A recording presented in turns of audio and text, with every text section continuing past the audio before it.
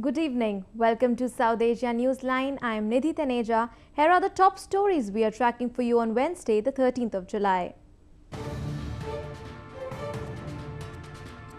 Nepal's Madhesi parties to support no confidence motion against KP Oli led government.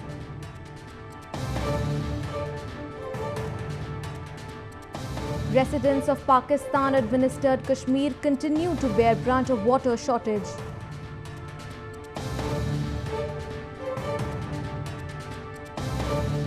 And tourists enjoy unique art display at India's northern Chandigarh.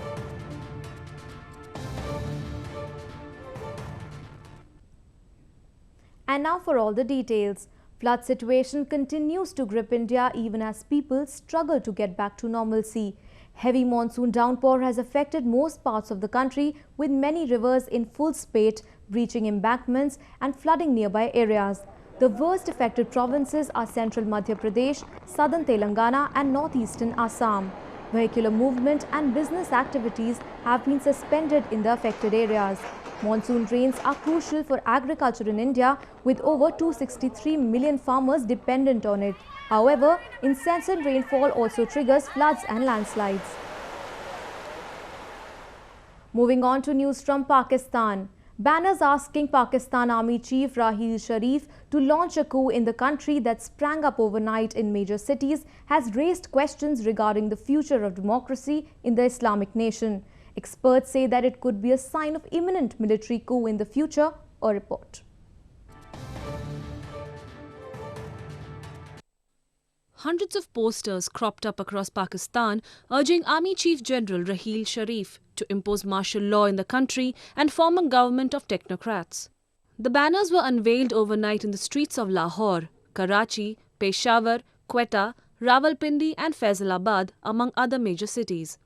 The posters, which were put up by the Move on Pakistan party, featured pictures of General Sharif with slogans like "Talk of leaving has become old, for God's sake, come now," referring to his decision to step down at the end of his tenure this year.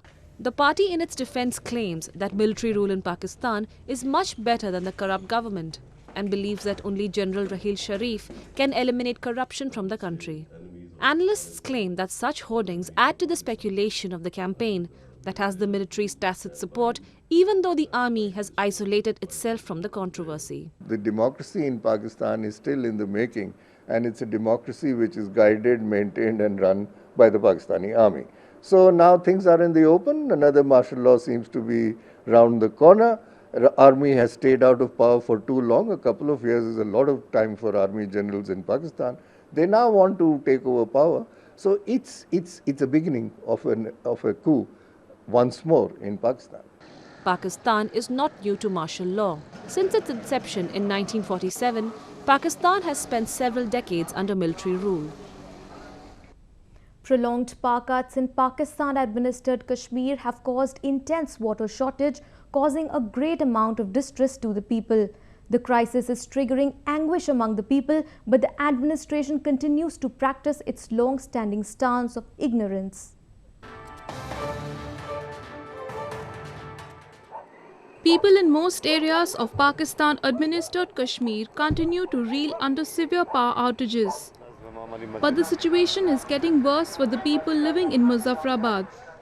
Not only are they forced to remain without electricity for over 18 hours a day in the heat, the prolonged power outages have affected the water plant in the area, causing severe water shortage.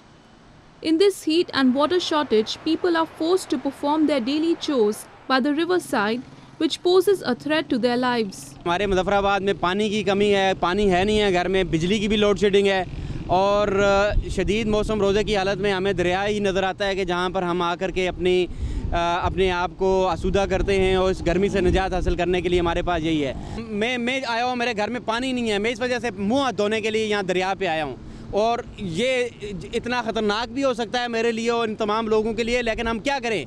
हुकूमत को और इदारों को कोई जानिब तवज्जो नहीं है, लोग मजबूर हैं। Despite tall promises by Pakistan government to bring development in Pakistan-administered Kashmir, the people of the illegally occupied region continue to face severe shortage of basic facilities. Meanwhile, United States has decided to deploy hundreds of extra American forces outside Afghanistan. This is in addition to the over 8,000 troops that US has planned to keep in the country till the year's end.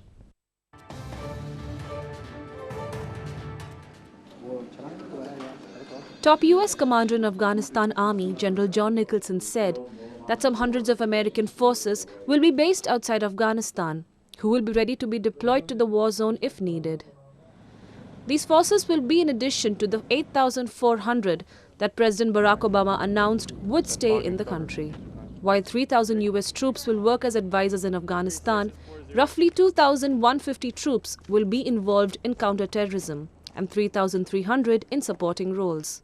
This comes as US Defense Secretary Ashton Carter, in a surprise visit to Afghanistan, said on Tuesday that the senior US commander in the war-torn country will have greater freedom to strike at the Taliban under broad new powers approved by President Obama last month. Earlier this month, President Obama shelved plans to cut the US force in Afghanistan to 5,500 by the year's end, opting instead to keep 8,400 troops there through to the end of his presidency in January. Moving on, as Nepal plunges into a fresh political crisis, the Madhesi front has decided to vote against Prime Minister KP Oli in a no-confidence motion. Nepal is faced with yet another political turmoil as the Maoist party withdrew support from the coalition government, reducing Oli's party to minority.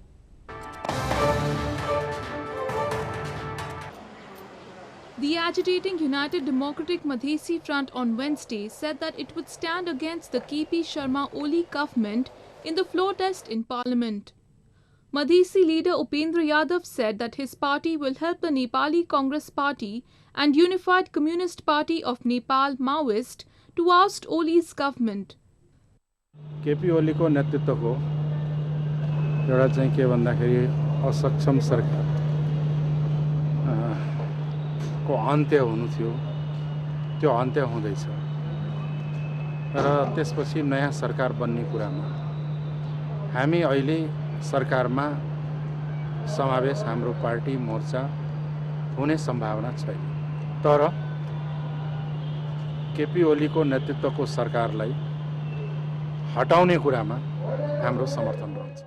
Nepali Congress and the Maoist Party filed a no-confidence motion against Prime Minister KP Oli at the Parliament on Wednesday. The two parties claimed in the motion that the incumbent Oli-led government had lost the support of majority of lawmakers as the Maoist Party withdrew its support from it on Tuesday. Maoist Party said that the decision to pull out of the government was taken because Oli's party failed to implement the 9-point agreement reached between the two parties on May 5th.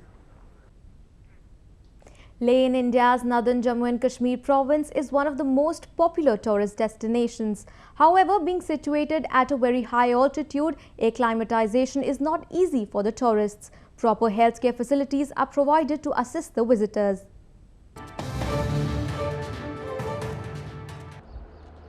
Located above the altitude of 10,000 feet, tourists often suffer dizziness, headaches or even acute mountain sickness. Sonam Norfield Memorial or S&M Hospital in Leh is fully equipped with medical facilities and staff is prompt to help patients. The hospital provides assistance for X-rays, CT scans and pathology tests. इस hospital की जो basic facility के बारे में अगर मैं बताऊं तो सर्जिकल हमारे पास है, मेडिसिन है, गायनी है, ऑर्थोपेडिक्स है, IENT है, एक लोकल एक ट्रेडिशनल एक सिस्टम होता है अमची सिस्टम करके जो कि एक आयुर्वेद की तरह ही है. While a dedicated line of electricity is provided to meet the requirements of the hospital, it also has a functioning solar power plant in place for uninterrupted supply in the operation theatre. The famous rock garden in India's northern Chandigarh city, created by Nek Chand, continues to draw a large number of people. It consists of art objects fashioned from industrial and urban waste.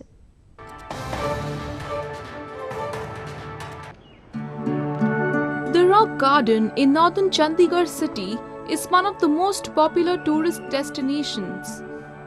created by Nek Chand Saini, the beautiful rock garden was the byproduct of childhood memories, including sculptures of kings, queens, dancers, snake charmers, and so on that were built from scrap items as an after-work hobby away from the world in the 1960s. Spread over an area of nearly 10 hectares, the garden is designed to look like a kingdom with several thousand sculptures set in large mosaic courtyards linked by walled paths and deep gorges. सबसे बड़ी बात तो ये नज़र आती है लोगों को कि वेस्ट को यूज़ किया हुआ है यहाँ पे। जितना नेकचंद जी ने जब शुरुआत की थी उन्होंने कभी ये सोच के नहीं बनाया था कि मैं इसको एक टूरिस्ट प्लेस बना रहा हूँ। वो सिर्फ अपना एक खेल खेलते थे, पर भगवान को एक मंजूर था कि ये एक प्लेस ऐसी बने जो कि लोगों को बहुत पसंद आई। अब लोग दूर दूर से इसे देखने आते हैं।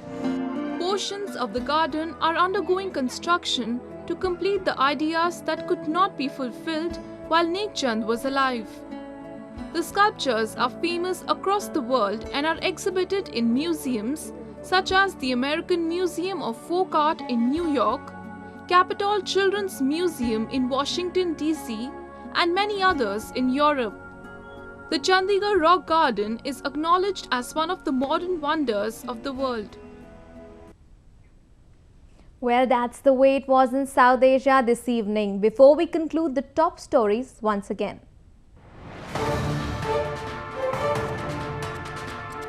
Nepal's Madhesi parties to support no confidence motion against KP Oli-led government.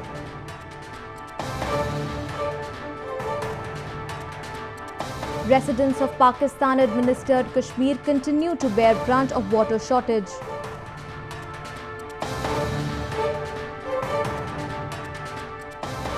And tourists enjoy unique art display at India's northern Chandigarh.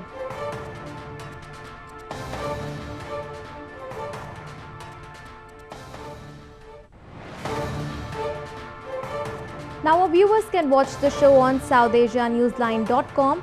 You can also visit us on Facebook.com/SAsiaNewsline and follow us on Twitter @SAsiaNewsline. That's all in tonight's edition. We'll see you same time tomorrow. Good night.